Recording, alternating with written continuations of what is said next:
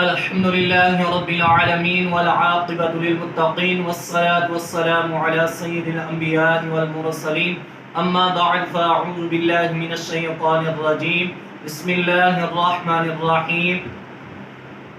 بزرگان دین فرماتے ہیں جو شخص سفر المسفر کے آخری بدھ کے دن یہ عمل کرے گا، یہ وظیفہ پڑھے گا تو اللہ تبارک و تعالی اس مہینے کے ختم ہونے سے پہلے اس کے رزق میں وسعت عطا فرمائے گا۔ تو وظیفہ وہ کون سا ہے؟ پہلے رزق کی برکت میں اس کے لیے آپ وظیفہ پڑھتے تھے، ہر مغرب کی نماز کے بعد سورۃ الواقعہ پڑھتے تھے، اور پورے دن کی جو مصیبتیں ہیں، کوئی تکلیفیں ہیں، پریشانی ہیں، تو اس کے لیے آپ صبح سورہ یاسین کی تلاوت کرتے تھے۔ تو اللہ تبارک و تعالی سورۃ یاسین کے تلاوت کے صدقے سے آپ کی تمام پریشانیاں، تمام مصیبتیں، تمام آفات و بلیات اللہ تبارک و تعالی سورہ یاسین کے صدقے سے اس دن کی ختم فرما دیتا تھا۔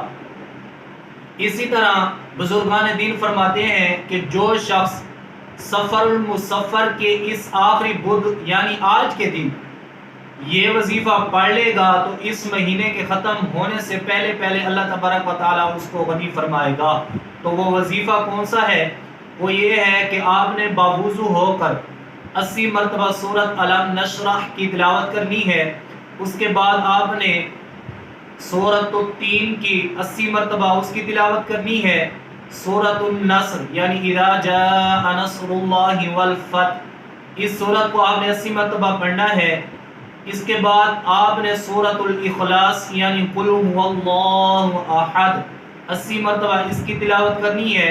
یہ 4 صورتیں ہیں، سورۃ علم نشرح، سورۃ تین، سورۃ اذا جاء نصر اللہ، سورۃ نصر اور سورۃ اخلاص۔ یہ 4 صورتیں باوضو ہو کر اول آخر درود شریف پڑھ کر جو بندہ پڑھے گا اس سفر المسفر کے آخری بدھ کے دن یعنی آج کے دن جو پڑھے گا، اللہ تبارک و تعالیٰ اس مہینے کے ختم ہونے سے پہلے اس کے رزق میں وسعت عطا فرمائے گا۔